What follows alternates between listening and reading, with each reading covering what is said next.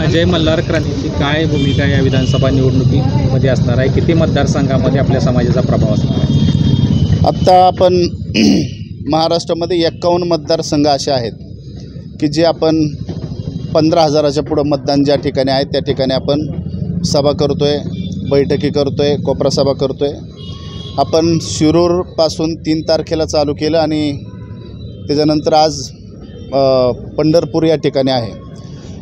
कोल्हापूर जिल्हा असन, सांगली जिल्हा असन, सातारा असन, ह्या सर्वच भागामध्ये ज्या ज्या ठिकाणी आता इथून पुढच्या आज येळापूरला सभा आहे, सांगोला आहे, परत म्हाडा आहे, पुढं इंदापूर, दौंड, बारामती, हे सर्वच मतदारसंघ जे आहेत हे जास्तीत जास्त मतदार असलेले रामोशी समाजाचे हे मतदारसंघ आहेत आणि निर्णायक मतदान असल्यामुळं त्या ठिकाणी आपण 51 मतदारसंघच टार्गेट केलेला आहे. त्या ठिकाणी 51 मतदारसंघामध्ये जाऊन आपण सभा, कोपरा सभा करत आहे.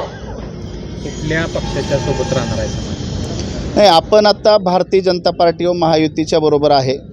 भारतीय जनता पार्टी आणि महायुतीमध्ये त्याच्यामध्ये आपल्याला रामोशी बेरड समाजाच्या ज्या मागण्या होत्या त्या मागण्या गेल्या 70 वर्षापासून ज्या 13-14 मागण्या होत्या, मग आद्यक्रांती उमाजी नायकांची मागणी असन, राष्ट्रीय स्मारकाची असन, महामंडळाची मागणी असन, उमाजी नायकांच्या जे आता जे 4 कॉलेजला नावं लागली महापुरुषांची आमची ते मागणी असन, सर्वच मागण्या आमच्या 13 मागण्या ज्या महत्त्वाच्या मागण्या होत्या त्या मागण्या या महाराष्ट्राचे उपमुख्यमंत्री आदरणीय देवेंद्रजींनी ते पूर्ण केले.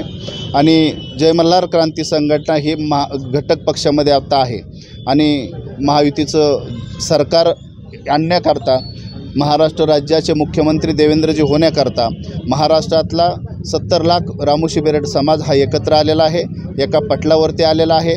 आणि पाठीमागचे जे सरकार होते, काँग्रेस सरकारने रामोशी बेरड समाजाला मातीखाली गाडण्याचं काम केलेलं आहे. आणि महाराष्ट्रातला एकमेव नेता असा आहे जे महायुतीचे आहेत आणि देवेंद्र फडणवीस जे आहेत एकमेव नेता असा आहे की रामोशी समाज व रामोशी समाजाचे महापुरुष उजेडात आणण्याचं काम त्यांनी केलं आहे. म्हणून महाराष्ट्रातला 70 लाख समाज एका पटलावरती एक जीवानी देवेंद्रजींच्या पाठीमागं आहे.